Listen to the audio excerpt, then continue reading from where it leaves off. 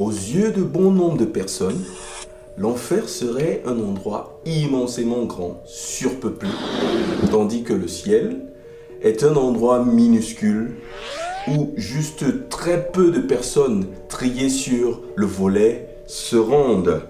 Pour s'en convaincre, beaucoup se réfèrent au verset 13 de Matthieu 7 qui dit « Entrez par la porte étroite, car large est la porte, spacieux le chemin qui mène à la perdition, et il y en a beaucoup qui entrent par là. Mais étroite est la porte, resserré le chemin qui mène à la vie, et il y en a peu qui les trouvent. » Bien que l'Écriture parle de beaucoup qui sont sur le chemin de la perdition, Dieu n'a certainement jamais voulu, jamais prévu que l'enfer soit plus peuplé que le ciel.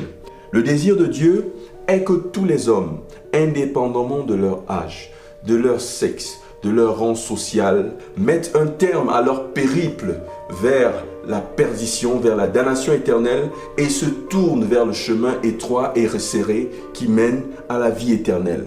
Dans le livre d'Hébreux, chapitre 2, verset 10, la Bible dit qu'il convenait en effet que celui pour qui et par qui sont toutes choses et qui voulait conduire à la gloire beaucoup de fils éleva à la perfection par les souffrances le prince de leur salut. Ce Dieu qui veut mener à la gloire beaucoup de fils a tant aimé le monde qu'il a donné son Fils unique, afin que quiconque croit en lui ne périsse point, mais qu'il ait la vie éternelle.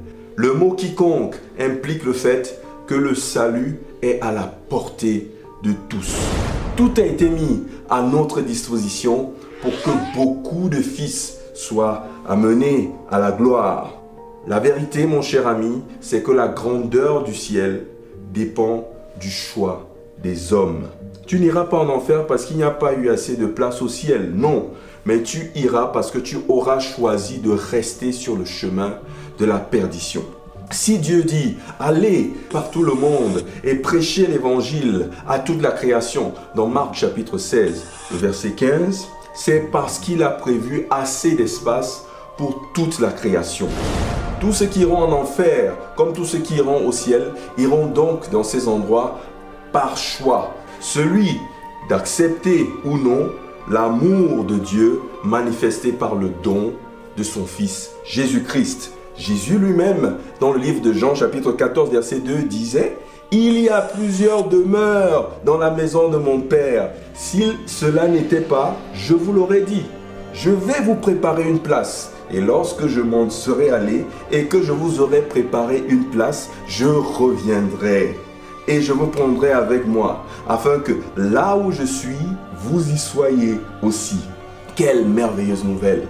Le ciel est en chantier en ce moment.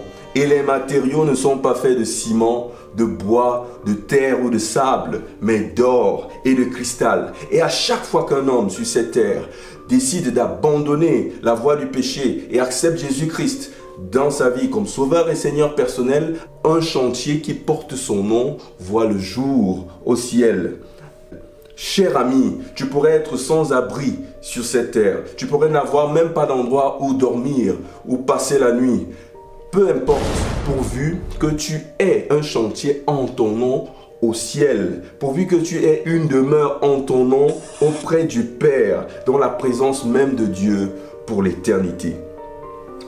Voudrais-tu répéter cette prière après moi pour rendre cela possible? Seigneur Jésus, je reconnais être sur la mauvaise voie, celle-là qui conduit à la damnation éternelle. Je sais que tu m'aimes et que tu es mort pour moi sur la croix. Tu es mort pour que j'aie l'occasion de mettre un terme à ma course vers l'enfer. Aujourd'hui même, je m'arrête, je me détourne de cette voie et je me tourne vers toi. Je me repens de mes péchés, je me repens de mes fautes, je me repens de t'avoir fermé mon cœur et je t'accepte aujourd'hui comme mon sauveur et mon Seigneur personnel. Aide-moi, Seigneur, à tenir ferme sur ce chemin étroit et resserré qui mène à la vie éternelle et aide-moi à demeurer jusqu'à ce que tu reviennes dans ta présence. Au nom de Jésus-Christ. Amen. Si tu as fait cette prière, tu peux être sûr qu'un chantier en ton nom a commencé dans les cieux. Si tu désires savoir quoi faire maintenant que tu as fait cette prière, appelle juste le numéro à la fin. Que le Seigneur te bénisse.